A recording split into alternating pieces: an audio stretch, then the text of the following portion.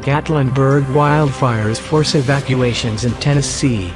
Wildfires in Tennessee damaged hundreds of buildings overnight, forcing thousands of people to evacuate their homes as hundreds of firefighters battled the blazes and smoke that blanketed the foothills of the Great Smoky Mountains.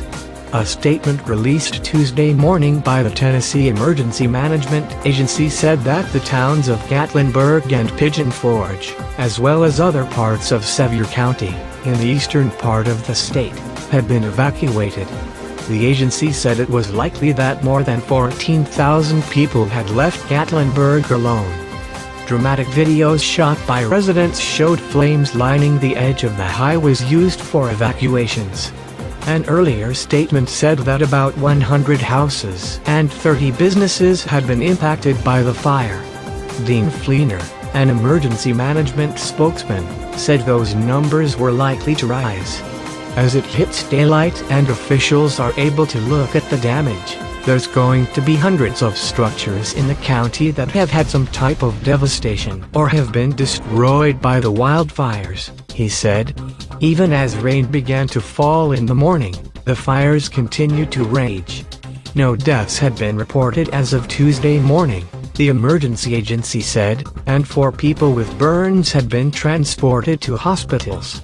The agency said that about 11,600 people had been left without power in Sevier County. Governor Bill Haslam said in a statement that the state was providing coordinated resources to help those affected by the fires. On Twitter, the National Park Service announced that the Great Smoky Mountains National Park had closed all facilities in the park due to the extensive fire activity and downed trees.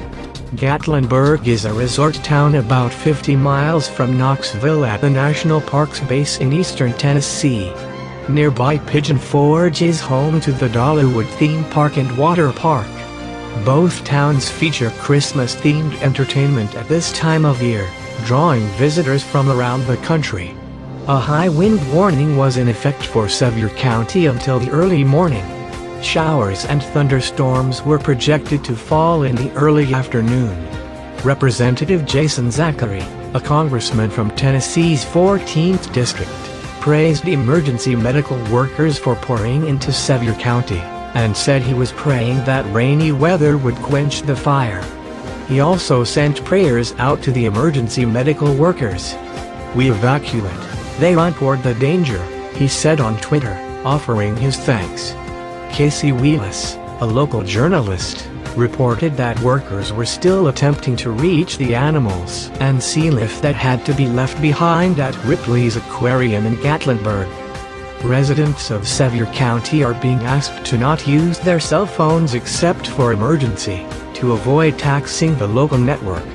The fires spread through Tennessee as much of the South has been enduring a crippling drought, even though rainfall this week offered some relief.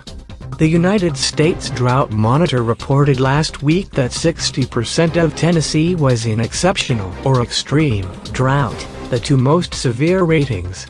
That was substantially worse than just a week earlier, when 35% of the state fell into one of those categories. Conditions are not much better in neighboring states. Alabama, Georgia, Mississippi, North Carolina and South Carolina all have areas of exceptional drought, and crews have been fighting wildfires across the South for weeks. In Georgia, for instance, where tens of thousands of acres have burned, the state has imposed harsh outdoor watering restrictions in the Atlanta area. Wildfires, once a seasonal phenomenon, have become a consistent threat, partly because climate change has resulted in drier winters and warmer springs, which combine to pull moisture off the ground and into the air. In January, Tom Vilsack, the United States Agriculture Secretary, noted the increasing frequency of wildfires in the United States in 2015. "We take our job to protect the public seriously, and recently, the job has become increasingly difficult due to the effects of climate change, chronic droughts and a constrained budget environment in Washington," he said.